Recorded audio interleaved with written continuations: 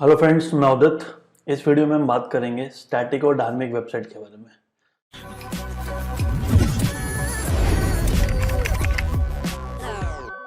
Hey guys, for more videos on digital marketing, please subscribe to my YouTube channel and press the bell icon. जब भी हम website बनवाते हैं तो सबसे पहला क्वेश्चन जो हमारे माइंड में आना चाहिए वो है कि we should go for static और डायनामिक। कौन सी वेबसाइट हमारे लिए बेस्ट रहेगी, कौन सी हमारे लिए बेस्ट फिट रहेगी according to our products and services, with regard to our product and services. तो देखते हैं एक बार। तो स्टैटिक और डायनामिक के अंदर पहला जो डिफरेंस है कि स्टैटिक जो होती है वो HTML बेस्ड होती है और जो डायनामिक होती है वो PHP या .NET लैंग्वेज में बनती है, या हम इजी लैंग्वेज में बात करें तो कोड वाली वेबसाइट जहाँ पे एडिटिंग सारी कोड में करनी पड़ती है उसको हम स्टैटिक बोलते हैं। और डायनामिक एक काइंड ऑफ कोडलेस, जहाँ पे आपको एक जो डेवलपर है वो आपको एक इंटरफेस देता है जहाँ पे आप खुद से मॉडिफिकेशन कर सकते हैं, कुछ नया ऐड ऑन कर सकते हैं, कुछ भी चीज़ को अपडेट कर सकते हैं। तो डायनामिक में ये कन्वीनियंस रहती है आपको, जो स्टैटिक में नहीं रहती। स्टैटिक की बेस लैंग्वेज क्या है? HTML। तो जो भी वेबसाइट आप देखते हो अगर उसके URL में आपको दिख रहा है .html से वो एंड हो रहा है तो दैट मीन्स वो एक स्टैटिक HTML वेबसाइट है 99.99%। 0.1% मैं छोड़ रहा हूँ, वो आगे जाके बताऊंगा क्यों। और डायनामिक वेबसाइट में .html हो सकता है, जैसे मैंने 0.1 छोड़ा है, लेकिन ज़्यादातर जो डायनामिक वेबसाइट है वो they usually ends with a slash. ठीक है, जैसे वर्डप्रेस की साइट आप खोल के देखोगे, कोई भी URL पे जाओ, मींस इनर पेज पे जाओ, तो आपको दिखेगा लास्ट में एक स्लैश लगा होता है। कोई HTML, कोई PHP, कोई ASP, कुछ ऐसा नहीं होता, स्लैश होता है नॉर्मली। तो उससे पता चल जाता है कि ये एक डायनामिक वेबसाइट है। ठीक है ना। तो पहली पहचान क्या हो गई स्टैटिक और डायनामिक वेबसाइट की। अभी तो वैसे मैं बता रहा हूँ आपको कि आपको कौन सी बनवानी चाहिए, लेकिन अगर आपको कोई बोले कि बताओ ये साइट स्टैटिक है कि डायनामिक है, अगर आप अपने कॉम्पिटिटर को एनालाइज कर रहे हो और देख रहे हो कि उसने वेबसाइट स्टैटिक बनाई है कि डायनामिक, तो अगर आपको .html दिख रहा है तो वो स्टैटिक है, और अगर आप स्लैश देख रहे हो तो वो 99.99% वो डायनामिक हो सकती है। ठीक है, अगला पॉइंट देखते हैं। आप स्टैटिक को स्टैटिक क्यों बोलते हैं, डायनामिक को डायनामिक क्यों बोलते हैं? सिंपल सी चीज़, स्टैटिक मीन्स स्टेशनरी, मतलब आज मैं आया, 6 महीने बाद आया, 1 साल बाद आया, कंटेंट चेंज ही नहीं हुआ, exactly the same, same services, same home page, same contacts page, same gallery, her cheese same. लेकिन जब मैं डायनामिक वेबसाइट की बात करता हूँ तो डायनामिक मीन्स गूगल, जब भी मैं कुछ सर्च करता हूँ तो डिफरेंट रिजल्ट्स आते हैं। ठीक है ना, कुछ भी कीवर्ड चेंज होते हैं गूगल इमेजेस में, इमेजेस चेंज हो जाती हैं। ठीक है, फिर जोमेटो में मैं जाता हूँ तो जिस IP एड्रेस पे मैं होता हूँ रेस्टोरेंट्स चेंज हो जाते हैं। फिर जब मैं बुक माई शो में जाता हूँ तो जो मेरा मैं लोकेशन चूज़ करता हूँ अकॉर्डिंगली उसके जो मेरे नियर बाय थिएटर्स होते हैं वो चेंज हो जाते हैं। तो ऐसी वेबसाइट्स जो आपकी प्रेफरेंस के हिसाब से, आपके IP के हिसाब से, या आपकी क्वेरी के हिसाब से, या यूट्यूब की बात करो जो आपकी हिस्ट्री के हिसाब से आपको कंटेंट दिखाए हर बार डिफरेंट, हर यूज़र को डिफरेंट, तो उन वेबसाइट को क्या बोलते हैं? डायनामिक। जैसे हम E-कॉमर्स की बात करते हैं, E-कॉमर्स के अंदर जब भी जाओ, कोई नया ओकेजन है तो आपको वही बैनर दिखेगा, रिलेटेड प्रोडक्ट्स दिखेंगे। ठीक है ना। और अगर आप लॉगिन हो, सपोज आपने जो लास्ट व्यू किया था आके, आपको उसी से रिलेटेड कुछ प्रोडक्ट्स दिखाएगा। तो आजकल हर साइट जहाँ पे कस्टमाइजेशन पे फोकस किया जाता है, जहाँ पे पर्सनलाइजेशन पे फोकस किया जाता है, वो सारी साइट्स डायनेमिक होती हैं। स्टैटिक पे वो चीज़ पॉसिबल नहीं है। किसी भी एज, किसी भी जेंडर, किसी भी प्रेफरेंस, किसी भी इंटरेस्ट, किसी भी IP में बैठ के बंदा जाएगा स्टैटिक वेबसाइट में तो कंटेंट वही सब होगा उसको, लेकिन डायनेमिक में ऐसा नहीं है। अब ये पर्सपेक्टिव हो गया डायनेमिक और स्टैटिक को समझने का, कि स्टैटिक वेबसाइट जो काफ़ी टाइम तक सेम रहती है और डायनेमिक वेबसाइट जहाँ पे रेगुलरली चेंजेस होते रहते हैं। अब इसको थोड़ा सा दूसरा एंगल से समझाता हूँ आपको। दूसरा एंगल ये है कि स्टैटिक, जैसे मैंने बताया कि कोडिंग वाली वेबसाइट होती है, और डायनामिक जो होती है वो कोडलेस वाली वेबसाइट होती है। एक तो ये कन्वीनियंस की वजह से लोग बनवा लेते हैं, एक्चुअल मीनिंग वो है जो मैंने अभी बताया, जिसमें कंटेंट चेंज होता है वो स्टैटिक, और जहाँ पे रेगुलरली जब भी जाओ कुछ नया सब हो वो डायनामिक। तो एक पर्सपेक्टिव ये हो गया। लेकिन लोग स्टैटिक डायनामिक किस ऑब्जेक्टिव से बनवाते हैं कि यार हमें कुछ चेंज करना पड़े तो हम डायनामिक बनवा लेते हैं जिसमें हम खुद भी कर पाए। स्टैटिक तो यार कोडिंग तो आती नहीं है हमें, तो उस ऑब्जेक्टिव से बनवा लेते हैं। लेकिन अगर मैं यहाँ पे बात करूँ कि मैंने एक डायनामिक वेबसाइट तो बनवा ली, मतलब कोडलेस प्लेटफॉर्म तो मैंने यूज़ कर लिया, लेकिन मेरे पास वही limited services, home, about us services, gallery, blog, blog भी नहीं, ठीक है ना, ब्लॉग ज़्यादातर डायनामिक वेबसाइट्स में ही होता है, स्टैटिक में नहीं बन पाता। तो मान लो ब्लॉग भी नहीं है मेरी, है तो डायनामिक वेबसाइट कोडलेस वाली, लेकिन पेजेस वही 10 पेजेस की वेबसाइट है और सालों से वही है, मैंने कुछ सर्विस ऐड ऑन करनी ही नहीं है। ठीक है ना। और मेरी इंडस्ट्री में लगा लो उतनी कॉम्पिटिटिव नहीं है, तो मेरा कोई इतना ऑब्जेक्टिव भी नहीं है कि मैं उस पर SEO करूँ या कुछ चेंजेस करूँ, मेरा स्मूथ चल रहा है। तो ऐसी वेबसाइट चाहे वो बनी डायनेमिक प्लेटफॉर्म पे है लेकिन कंटेंट उसका महीनों से सालों से चेंज नहीं हुआ, तो बोलने को तो फिर वो ये भी स्टैटिक हो गई। स्टैटिक और डायनेमिक में फर्क क्या हुआ?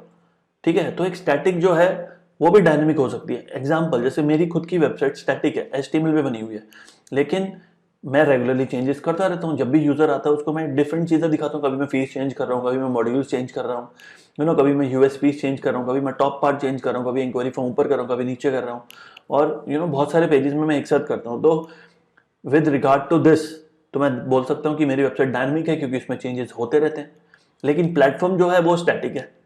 ठीक है। ऑन द अदर हैंड, अगर मैं बोलूं मेरा प्लेटफॉर्म तो डायनेमिक है लेकिन मैंने सालों से कुछ चेंज नहीं किया, तो विद रिगार्ड टू कंटेंट मेरी वेबसाइट स्टैटिक है, विद रिगार्ड टू प्लेटफॉर्म मेरी वेबसाइट डायनेमिक है। और पहले वाले एग्जांपल में विद रिगार्ड टू प्लेटफॉर्म मेरी वेबसाइट स्टैटिक है क्योंकि कोडिंग में बनी है, लेकिन विद रिगार्ड टू कंटेंट मेरी वेबसाइट डायनेमिक है क्योंकि रेगुलर चेंजेस होते रहते हैं। तो ये दो रिगार्ड को समझना बहुत जरूरी है। और कोई भी आपसे पूछे साइट स्टैटिक है कि डायनेमिक है, तो आप ये दोनों कंसिडर कर सकते हो। एक वेबसाइट स्टैटिक प्लेटफॉर्म से है, डायनेमिक कंटेंट से। दूसरी वेबसाइट प्लेटफॉर्म से डायनेमिक है लेकिन कंटेंट उसका स्टैटिक है। तो आप जब सामने वाला आपको पूछे कि सर बताओ स्टैटिक है कि डायनेमिक, तो आप पूछो with regard to what, platform और कंटेंट, तो एकदम बेस्ट आप उसको समझा पाओगे।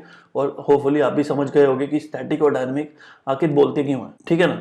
चलो अगली स्लाइड देखते हैं। स्टैटिक में हमें हर पेज की कोडिंग करनी पड़ती है, और डायनेमिक के अंदर पूरी वेबसाइट कोडलेस होती है। तो ऑब्वियसली कोई वेबसाइट डिजाइनिंग सीखना चाह रहा है या अपने बिजनेस के लिए करवाना चाह रहा है, तो वो पहले कोडिंग नहीं सीखेगा जाके। वो कहेगा यार मुझे एक प्लेटफॉर्म दो, मैं कर पाऊँ without the knowledge of coding. तो वो सब चीज़ें आपको डायनेमिक में मिलेगी। स्टैटिक हर चीज़ मैनुअल करनी पड़ती है। जैसे मैं डायनेमिक की बात करता हूँ पहले। डायनेमिक के अंदर जैसे एक मास्टर कॉपी है आपकी जिसके अंदर हेडर और फुटर। अब मास्टर कॉपी है वो, जैसे अगर आप उसमें चेंज करोगे तो जितने भी वेबसाइट में पेजेस हैं सब में चेंज हो जाएंगे। ये डायनेमिक में फैसिलिटी मिलती है आपको। ठीक है ना। जैसे फुटर पार्ट हो गया आपका, साइड बार हो गया, बहुत सारी वेबसाइट्स में आपने देखा होगा, तो वो एक बार सेट कर दो, जितने भी मर्जी पेजेस हो सब में अप्लाई हो जाता है। लेकिन अगर मैं स्टैटिक की वेबसाइट की बात करता हूँ तो हमें हर पेज को सेपरेट कोड करना पड़ता है, तो एफर्ट ज़्यादा लगता है। तो इसलिए यहाँ पे बोल रहे हैं कि ये स्टैटिक में काम करना एक मैनुअल प्रोसेस है, और डायनेमिक जो है वो चीज़ें ऑटोमेट हो जाती हैं। आप एक बार कर दो हर पेज पे आ जाती है। तो कन्वीनियंस के हिसाब से डायनेमिक अच्छी है, कोडलेस के हिसाब से डायनेमिक अच्छी है। ठीक है ना। अब स्टैटिक बोल ही रहा है वो रिक्वायर्स HTML एडिटिंग, तो जिसको एडिटिंग आती है वो कर सकता है, जिसको नहीं आती वो नहीं कर सकता। लेकिन डायनेमिक में रिक्वायर्ड ही नहीं है। अब जैसे मैं बात करता कि मेरी वेबसाइट स्टैटिक है लेकिन कंटेंट में वो डायनेमिक है, क्यों? क्योंकि मुझे HTML एडिटिंग आती है। जब भी मेरा कुछ होता है मैं करता रहता हूँ। काइंड ऑफ मैं वेबसाइट डिज़ाइन, मुझे लगता है एक नेवर एंडिंग प्रोसेस है, कभी नहीं खत्म होता। आपने बना दिया लेकिन फिर आपने किसी कॉम्पिटिटर की साइड में कुछ देखा या आपकी इंडस्ट्री में कुछ चेंजेस हुए, आप फिर अपडेट करोगे। ठीक है ना। तो अपडेशन काइंड ऑफ चलते रहते हैं। और क्योंकि मुझे HTML आती है तो मुझे फ़र्क नहीं पड़ता कि वो कोडिंग में जाके करना है या कोडलेस वेबसाइट में करना है, मुझे तो दोनों आते हैं। ठीक है। तो जिसको HTML एडिटिंग आती है तो वो स्टैटिक में भी कर सकता है काम। गूगल को फर्क नहीं पड़ता कि आपकी स्टैटिक है, तो गूगल को फर्क नहीं पड़ता आपकी डायनेमिक है। गूगल को कंटेंट में वो सब चीज़ें चाहिए जो SEO के हिसाब से अच्छी हैं। जैसे वो कहता है कीवर्ड्स होने चाहिए, तो साइट कोई भी हो कीवर्ड्स डल सकते हैं, कंटेंट डल सकता है, इमेज स्लाइड, सारे फीचर्स दोनों में ऑलमोस्ट डिज़ाइन के हिसाब से बात करूँ तो सेम होते हैं। ठीक है ना। एकॉर्डियन दोनों में बना सकते हो, अब आगे जाके देखेंगे एकॉर्डियन क्या होता है। ठीक है ना। तो स्टैटिक के अंदर आपको HTML एडिटिंग आनी चाहिए तभी आप चेंजेस कर पाओगे, और डायनेमिक में नहीं भी आती तो चल जाता है। इसलिए लोग प्रेफर करते हैं कि यार डायनेमिक बना दो, कोई बात नहीं, अगर थोड़ी एक्सपेंसिव भी है तो चलेगा, बियर द कॉस्ट। आप मुझे ऐसी वेबसाइट बना के दो जिसमें मैं भी फ्यूचर में कुछ करना चाहूँ तो कर लूँ। हो सकता है ज़रूरत ना पड़े, लेकिन उसने प्लेटफॉर्म वो प्रेफर किया जिसमें वो भी कुछ कर पाए। ठीक है ना। कोडिंग वाली मैं तो बिल्कुल नहीं कर पाता, इसलिए लोग मार्केट में आजकल ज़्यादा क्या प्रेफर कर रहे हैं, डायनेमिक वेबसाइट प्रेफर कर रहे हैं ओवर स्टैटिक। ठीक है। लेकिन अगर सपोज मेरे पास कोई प्रोजेक्ट आता है और क्लाइंट टोटली मुझ पर डिपेंडेंट है कि सर आपने ही बनानी है और आपने ही मेंटेन भी करना है, तो जब ऐसी बात है तो मैं पहले समझूंगा कि उसका एक्चुअली रिक्वायरमेंट क्या है, उसका पर्पस कौन सी साइट ज़्यादा सॉल्व कर सकती है, किस में स्पीड का इशू नहीं आएगा, कोई मोबाइल फ्रेंडली कौन सी बनेगी, AMP किस में लग पाएगा, वो सब चीज़ें मैं चेक करूंगा। और उसके हिसाब से मैं as a designer developer decide करूंगा कि स्टैटिक बनाऊं कि डायनेमिक। अब जिसको डायनेमिक ही आती है तो डायनेमिक ही बनाएगा, जिसको स्टैटिक आती है वो स्टैटिक ही बनाएगा। लेकिन मैं क्लाइंट की रिक्वायरमेंट, उसके प्रोडक्ट एंड सर्विसेज, उसकी टारगेट ऑडियंस, हर चीज़ को देख के डिसाइड करता हूँ कि स्टैटिक बनाऊंगा कि डायनेमिक बनाऊंगा। और डिपेंडिंग अपॉन द फीचर्स उसको क्या चाहिए। अगर वो कहेगा मुझे ब्लॉग चाहिए तो मैं डायनेमिक बनाऊंगा, कहेगा मुझे ई-कॉमर्स बनानी है तो मैं डायनेमिक बनाऊंगा। ठीक है ना। मुझे फॉरम चाहिए तो मैं डायनेमिक बनाऊंगा। तो बहुत सारी चीज़ों के लिए आपको डायनामिक ही बनानी पड़ेगी, क्योंकि ये सब चीज़ें आप स्टैटिक में नहीं कर सकते। जैसे स्टैटिक और डायनामिक में मेजर डिफरेंस होता है डेटाबेस का। डेटाबेस तो स्टैटिक में जब भी आप 10 पेजेस बनाओगे तो 10 पेजेस आपको अपने सर्वर पे दिखेंगे, लेकिन डायनामिक के अंदर क्योंकि डेटाबेस होता है, तो जितने भी आप पेजेस क्रिएट कर रहे हो अपने प्लेटफॉर्म में वो ऑटोमेटिकली डेटाबेस में सेव हो जाते हैं, तो आपको वो शो नहीं होंगे आपके जब आप अपनी फाइल मैनेजर में जाओगे होस्टिंग के अंदर या अपने एफटीपी से देखोगे तो पेजेस दिखते नहीं, क्योंकि वो सब डेटाबेस में स्टोर होते हैं। तो स्टैटिक और डायनामिक के अंदर जो मेन डिफरेंशिएटर है वो है कि अगर किसी भी वेबसाइट में गए और स्लैश वाला और डॉट एचटीएमएल तो मैंने बता दिया, और दूसरा क्या है, अगर आपको ब्लॉग दिख रहा है, एक वेबसाइट में ब्लॉग है और ब्लॉग क्या होता है, रेगुलरली अपडेट होता है।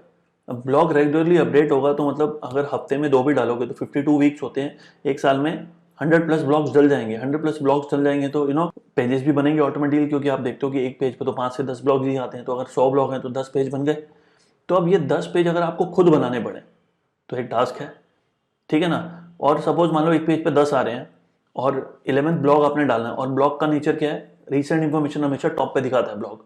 तो जब भी कोई नया आर्टिकल डालोगे टॉप पे डालोगे, तो मतलब जो लास्ट में उसी पेज के लास्ट में आर्टिकल है उसको सेकंड पेज पे शिफ्ट होना पड़ेगा। तो अगर आप स्टैटिक में बनाओगे तो वो शिफ्टिंग आपको मैनुअली करनी पड़ेगी। फिर जब पेजेस 2 हो जाएंगे तो नीचे 1 और 2 भी आएगा, जैसे गूगल में आता है 1 2 3 4 5 पेजिनेशन बोलते हैं इसको। तो 1 2 भी आपको खुद लगाना पड़ेगा, और 1 पे पहले पेज का लिंक, 2 पे दूसरे पेज का लिंक भी खुद लगाना पड़ेगा। जब स्लोली एंड स्टेडली एक एक आर्टिकल और डालते जाओगे तो फिर वो पहले 10th वाला शिफ्ट हुआ था, नेक्स्ट पेज पे अब 9th वाला होगा, फिर 8th वाला, 7 और नए नए आर्टिकल्स ऊपर आते रहेंगे। फिर जब 10 + 10 20 हो जाएंगे, फिर 21 के लिए फिर ये प्रोसेस तीसरे पेज पे मूव हो जाएगा, फिर चौथे पे, फिर 5वें पे। तो स्टैटिक वेबसाइट में ब्लॉग बनाना तो बहुत ही हेक्टिक हो जाएगा, इतना काम करना पड़ेगा एक आर्टिकल डालने के बाद, तो कोई प्रेफर नहीं करता, ठीक है ना। इसलिए ब्लॉग जब भी आपको दिखेगा तो आप कंसिडर कर सकते हो कि वो एक डायनामिक वेबसाइट है, ठीक है ना। अब ब्लॉग में जब 100 से ज़्यादा ब्लॉग्स हो जाएंगे, चलो ई कॉमर्स का एग्जांपल लेते हैं, जब बहुत सारे 500 प्रोडक्ट्स हैं, तो मुझे जो चाहिए मैं क्या करूँगा, मैं एक एक कैटेगरी में जाके ढूंढूं या मैं सर्च बार से सर्च कर लूँ। तो जब वेबसाइट में मोर पेजेस होते हैं जो कि सर्चेबल वो फाइंडेबल नहीं होते, कि मतलब मैं एक एक कैटेगरी में जाके ढूंढूं, तो इट वुड बी बेटर कि हम यूज़र को क्या दें, अपनी वेबसाइट में एक सर्च बार दें जो कि वो सर्च करे, और मेरा प्लेटफॉर्म ऐसा हो कि उसको वो सारी चीज़ें सर्व कर दे जो वो ढूंढ रहा है। किसी भी ई कॉमर्स में जाके हम ढूंढते नहीं है कि मोबाइल में जाके ओप्पो के अंदर जाके मॉडल हम सीधा डाल देते हैं सर्च बार में, अपने आप आ जाता है। या अगर मैं गूगल पे डाल दूंगा तो गूगल ऑटोमेटिकली वही वाला पेज दिखा देगा उस वेबसाइट का जिसपे वो वाला प्रोडक्ट है, ठीक है ना। तो गूगल भी आपको पता है एक डायनामिक प्लेटफॉर्म है, ठीक है ना। जब भी आप गूगल में कुछ सर्च करते हो तो वो जो इतनी सारी साइट्स दिखाता है related to that particular query, वो सब उसने अपने डेटाबेस में सेव करके रखा हुआ है, सब उस पर अपने एल्गोरिथम्स, रूल्स एंड गाइडलाइंस लगाई हुई हैं, और अकॉर्डिंगली वो डिसाइड करता है कि कौन सा पेज रेलिवेंट है, कौन अपनी वेबसाइट को रेगुलरली अपडेट कर रहा है, किसने बेटर इन्फॉर्मेशन दी हुई है, किसने कीवर्ड्स को यूज़ किया हुआ है, किसने मोबाइल फ्रेंडली वेबसाइट बनाई हुई है। तो वो सब चीज़ें चेक करके फिर वो सर्व करता है, ठीक है ना। तो स्टैटिक डायनामिक में पहला तो वो यूआरएल से हम फाइंड कर सकते हैं, बाकी दूसरा मैंने बता दिया कि सर्च बार भी हो सकता है, ठीक है ना। और सर्च बार कब काम करेगा, जब वेबसाइट में क्या होगा, बैकएंड में डेटाबेस होगा। डेटाबेस जैसे किसी ने सर्च किया, डेटाबेस से वो सारी चीज़ें कॉल हो जाती हैं और आपके सामने आ जाती हैं। तो जहाँ पे भी आप सर्च बार देख रहे हो वहाँ पे क्या है, डेटाबेस, और जहाँ पे डेटाबेस है वो कौन सी वेबसाइट है, डायनामिक, ठीक है। चलो आगे देखते हैं। स्टैटिक क्योंकि हर चीज़ की पेज की कोडिंग करनी पड़ती है, इसलिए ऑब्वियसली टाइम कंज्यूमिंग है। Dynamic quick to create, dynamic platforms आजकल ऐसे आ गए कि ड्रैग एंड ड्रॉप से वेबसाइट बन जाती है, लेकिन स्टैटिक में आपको कोडिंग की नॉलेज चाहिए तो टाइम लग सकता है, लेकिन जिसको आती है मुझे लगता है उसके लिए उतना नहीं लगेगा, ठीक है। लेकिन स्टिल डायनामिक ज़्यादा लोग प्रेफर करते हैं आजकल। स्टैटिक आउट ऑफ डेट हो जाती है ऑब्वियसली, अगर मैं किसी को बना के दे रहा हूँ और उसको कोडिंग नहीं आती, ठीक है ना, और वो किसी से चेंज भी नहीं करा रहा, तो उसकी वेबसाइट कुछ टाइम के बाद आउट ऑफ डेट हो जाएगी। तो डायनामिक प्लेटफॉर्म है तो वो अप टू डेट कर सकता है उसको। जैसे कोई फैशन डिज़ाइनर है, वो अपनी नई नई कलेक्शन डाल सकता है, ज्वेलरी डिज़ाइनर है, नई नई कलेक्शन डाल सकता है। अब जैसे मेक ओवर आर्टिस्ट होते हैं आजकल, वो जो भी मेकअप वगैरह करते हैं किसी का, वो अपडेट कर सकते हैं वेबसाइट में। तो वो सब चीज़ें पॉसिबल कब हैं, जब आपको ईजी टू हैंडल प्लेटफॉर्म मिले, और वो होता है डायनामिक वेबसाइट के अंदर। स्टैटिक में पर्सनलाइजेशन पॉसिबल ही नहीं है, डायनामिक में आप चीज़ों को पर्सनलाइज कर सकते हो, ठीक है। जैसे यूट्यूब कर रहा है, जैसे जोमेटो कर रहा है, जैसे हर कोई प्लेटफॉर्म कर रहा है जो भी डायनामिक है। स्टैटिक चीप टू डेवलप, अब चीप और एक्सपेंसिव कहाँ से आ गया, अब देखो ये डिमांड सप्लाई का खेल है। अब डायनामिक की डिमांड ज़्यादा है इसलिए प्राइस ज़्यादा है, स्टैटिक की क्योंकि कोडिंग वाली हर कोई प्रेफर नहीं करता, तो कहते हैं यार ये हम सर 10 में बना देंगे आपके लिए, और ये वाली तो 25 में बनेगी डायनामिक। तो स्टैटिक की डिमांड भी कम है इसलिए वो सस्ती है, और मे बी जिसको नहीं खर्चने 25,000 वो बनवा लेगा, आगे का सोचेगा नहीं, वो कहेगा चलो अभी 10 में बना दो, बाद की बाद में देखेंगे। लेकिन जो आगे का सोच रहा है वो है कि कोई बात नहीं, 15,000 रुपये फालतू लग रहे हैं, लेकिन एक्सेस तो मेरे पास है, कंट्रोल तो मेरे पास है, मैं कुछ करना चाहूँ तो मैं कर सकता हूँ ना। स्टैटिक में पॉसिबल नहीं है, तो लोग ज़्यादा भी स्पेंड कर देते हैं, इसलिए मार्केट में डिमांड ज़्यादा है तो लोगों ने महंगी कर दी इसको। अब डिफरेंस बिटवीन, पहले तो मैंने आपको बता दिया कि यूआरएल एक्सटेंशन से आप आइडेंटिफाई कर सकते हो कि .html है तो स्टैटिक, अदरवाइज वो डायनेमिक। अब जैसे मैंने बोला कि ज़्यादा पेजेस होंगे तो सर्च बार की जरूरत पड़ेगी, सर्च बार के लिए डेटाबेस की जरूरत पड़ेगी, डेटाबेस के लिए डायनेमिक वेबसाइट बनवानी पड़ेगी। तो ये बात हो गई। नंबर ऑफ पेजेस अगर मुझे किसी वेबसाइट की पता चल जाए, अब जैसे एक पेज पे गया तो मेन्यू में जितने चीज़ें दिख रही हैं जरूरी थोड़ा ना उतने पेजेस होंगे, बहुत सारे और पेजेस हो सकते हैं। तो गूगल पे जाके आपने लिखना है साइट कोलन, साइट का नाम, एंटर। तो टॉप पे मैं आपको दिखाता हूँ कैसे होता है ये। तो जैसे मैंने लिखा साइट कोलन, अपनी साइट डालूंगा मैं, expert SEO training institute.in, enter. तो आप देखो मेरी वेबसाइट में कितने पेजेस दिखा रहे हैं यहाँ पे, 3000 पेजेस। ठीक है, अगर यही मैं डालता हूँ facebook.com, 1 2 3 4 5 6 7 168 करोड़ पेजेस हैं, सारे फेसबुक के आएंगे, 10th पेज तक चले जाओ। तो दिस वे आप किसी भी वेबसाइट के पेजेस चेक कर सकते हो। और आपको लग रहा है कि 30-40 और मोर देन दैट पेजेस हैं, तो चांसेस हैं कि वो वेबसाइट डायनेमिक प्लेटफॉर्म पे बनी होगी। स्टैटिक पे इतनी बड़ी वेबसाइट मैनेज करना बहुत मुश्किल होता है। सर्च बॉक्स है तो इसका मतलब डायनेमिक है, क्योंकि स्टैटिक में डेटाबेस नहीं होता। तो सर्च बार आप शो के लिए डाल सकते हो, लेकिन वो काम नहीं करेगा। काम तभी करता है जब डेटाबेस से कनेक्टेड होता है। किसी वेबसाइट में लॉग इन रजिस्टर का ऑप्शन है, तो जब भी आप फर्स्ट टाइम रजिस्टर करते हो तो आपकी इन्फॉर्मेशन डेटाबेस में सेव हो जाती है। और नेक्स्ट टाइम जब आप करते हो, कभी सपोज आप भूल गए या आप सपोज नए अकाउंट बना रहे हो, गलती से आपने पुराना ईमेल आईडी डाल दिया, तो बोलते हैं ना ऑलरेडी एग्जिस्ट। तो वो सब क्योंकि सेव होता है इसलिए बोलता है। ठीक है ना। कोई भी वेबसाइट ले लो, गूगल में भी लॉग इन रजिस्टर होता है, अमेजोन में भी होता है, जोमेटो में भी होता है, हर जगह पे होता है। तो अगर आप किसी पुरानी डिटेल्स को लेकर कर रहे हो तो वो बोलेगा ऑलरेडी देयर, तो वो डेटाबेस चेक कर लेता है। अब स्टैटिक वेबसाइट कुछ ऐसी होती है, कोड वाली। ठीक है। और on the other hand dynamic की बात करें तो जो मोस्ट पॉपुलर प्लेटफॉर्म आजकल चल रहा है उसका नाम है वर्डप्रेस। ठीक है। तो ये वर्डप्रेस का बैकएंड है, जहाँ पे पोस्ट, पेजेस, थीम्स, फीचर्स कुछ भी ऐड ऑन कर सकते हो, बहुत कन्वीनियंट है। अब कई लोग कस्टमाइज बनवाते हैं, ये तो प्री बिल्ड है। WordPress is a website designing tool, pre build है, बना हुआ है। लेकिन कई लोग अपनी प्रोडक्शन सर्विस के लिए कस्टमाइज बनवाते हैं, तो कुछ ऐसा हो सकता है, वो कुछ ऐसा हो सकता है बैकएंड उसका। फिर ये एक साइट है, अब ऊपर में लिखा है ट्विस्ट। ट्विस्ट क्यों लिखा है? क्योंकि सर्च बार भी है और यूआरएल में .html भी लिखा हुआ है। देखो यूआरएल में लिखा है .html और सर्च बार भी है, तो दोनों चीज़ें हैं। तो फिर कंफ्यूजन, .html वाली स्टैटिक होती है, सर्च बार वाली डायनेमिक होती है। तो सर्च बार को प्रेफरेंस मिलेगी यहाँ पे, क्योंकि कई वेबसाइट में जैसे मैंने बोला था कि .html है तो 99.99% साइट स्टैटिक हैं, लेकिन 0.1% छोड़ दी तो वो ऐसी साइट्स हैं जहाँ पे यूआरएल को कस्टमाइज करने का ऑप्शन होता है और लोग करते हैं, तो .html कर देते हैं और सर्च बार से पता चल जाता है कि वो डायनेमिक वेबसाइट है। ऑन द अदर हैंड मैं अगर इस यूआरएल को गूगल पे डालूंगा तो नंबर ऑफ पेजेस से भी पता चल जाएगा मुझे। फिर आप देख रहे हो ये ई-कॉमर्स है, ई-कॉमर्स में रजिस्टर लॉगिन भी होता है, तो इससे भी पता चल रहा है। तो बहुत सारी चीज़ें ऐसी बता रहा है ये कि ये डायनेमिक वेबसाइट है। तो ई-कॉमर्स साइट कभी भी स्टैटिक में नहीं बन सकती। अब जैसे ये साइट है, जैसे मैं 2-4 प्रोडक्ट्स अगर देखता हूँ इसमें और फिर 5वें प्रोडक्ट पे जाऊँगा तो मुझे वो पहले 4 प्रोडक्ट दिखेंगे नीचे, प्रोडक्ट रिसेंटली व्यूड। तो ये सब फीचर्स जो होते हैं ये डायनेमिक वेबसाइट में होते हैं, स्टैटिक में नहीं होते हैं। तो कौन कौन सी चीज़ें हैं जो आपको बता देंगे कि साइट स्टैटिक है या डायनेमिक है? ये सब चीज़ें। अगर ब्लॉग है तो डायनेमिक, ठीक है, जहाँ पर रजिस्टर लॉगिन और सर्च का ऑप्शन दिख जाए मतलब वो डायनेमिक है। सिंपल सी चीज़ तो ये है। जहाँ पे नंबर ऑफ पेजेस ज़्यादा दिख जाए तो वो डायनेमिक है। ठीक है ना। अब जैसे कंफ्यूजन हो जाएगी, जैसे मैंने शुरू में बोला था कि मेरी डायनेमिक वेबसाइट है, मतलब प्लेटफॉर्म मेरा डायनेमिक है लेकिन पेजेस मेरे 10 ही हैं, तो यूआरएल से पता चल जाएगा कि स्लैश दिखेगा आगे तो डायनेमिक वेबसाइट है। अब 10 पेज की वेबसाइट में सर्च बार तो दूंगा नहीं, और मेरी रिक्वायरमेंट नहीं है कि मैं रजिस्टर लॉगिन दूँ, तो वो तो मैंने नहीं दिया। तो देखने से तो आपको लगेगा ये तो स्टैटिक वेबसाइट, इसमें ब्लॉग भी नहीं है, इसमें सर्च बार भी नहीं है, इसमें रजिस्टर लॉगिन भी नहीं है, लेकिन ऊपर यूआरएल में स्लैश दिख रहा है, उसका मतलब ये dynamic website. Platform is dynamic, content उसका स्टैटिक है, कोई बात नहीं। तो अब वो आपको देखना है कि मैं किस रिगार्ड से देख रहा हूँ, मैं प्लेटफॉर्म के हिसाब से स्टैटिक डायनेमिक देख रहा हूँ या मैं कंटेंट के हिसाब से स्टैटिक डायनेमिक देख रहा हूँ। ठीक है। तो होपफुली आपको समझ में आ गया होगा कि स्टैटिक और डायनेमिक एक्चुअली में होता क्या है, डायनेमिक और स्टैटिक बोलते क्यों है उसको, और एक्चुअली में उसका मतलब क्या होता है। तो thank you very much, see you in the next video, thank you.